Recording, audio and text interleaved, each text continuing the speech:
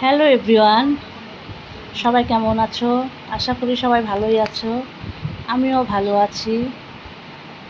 সকালে কাজটা সেরে চা খেয়ে চলে এলাম সোজা রান্নাঘরে, কারণ আজকে ছেলে পূজা দিয়েছে। সেই জন্য ভাবলাম রান্নাটা করে নিই, রান্না করে তারপরে স্নান করব। সেই জন্য চলে এলাম রান্নাঘরে। আর যে মাছ রান্না করছি, কাতল মাছ নিয়ে এসেছিল, মাছটাকে আমি ভেজে নিলাম।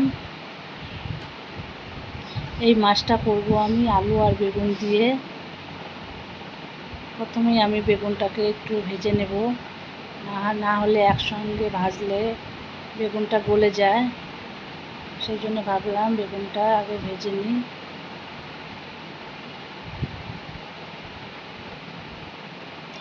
তোমরা কে কী রান্না করছো প্লিজ একটু জানিও।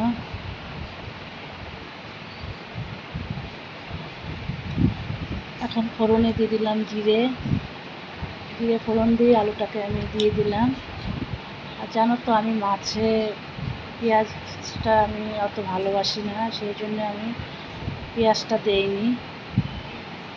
এর মধ্যে আদা, জিরে আর কাঁচা লঙ্কা বেটে রেখেছিলাম, সেটাই আমি এখন দিয়ে দিলাম। এই ঝোলটা খেতেই আমার বেশ ভালো লাগে। অনেকেই আছে বড় মাছে পেঁয়াজ খায়, কিন্তু আমার ভালো লাগে না, আমি পেঁয়াজ দিয়ে করিও না। দেখো মশলাটা আমার ভাজা ভাজা হয়ে গেছে। এখন বেগুনটা ভেজে রেখেছিলাম, সেই বেগুনটা আমি দিয়ে দিচ্ছি। বেগুনটা দেওয়ার পরে ঝোলটা আমি দিয়ে দিব।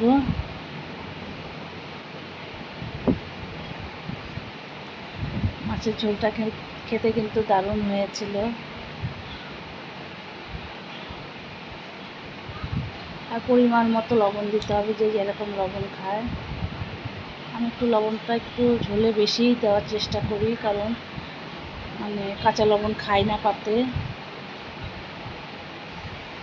দেখো মাছগুলোকে আমি দিয়ে দিলাম, ফুটে উঠলে আমি নামিয়ে নিব। কেমন হয়েছে আমার মাছের ঝোল তোমরা জানিও। টাটা।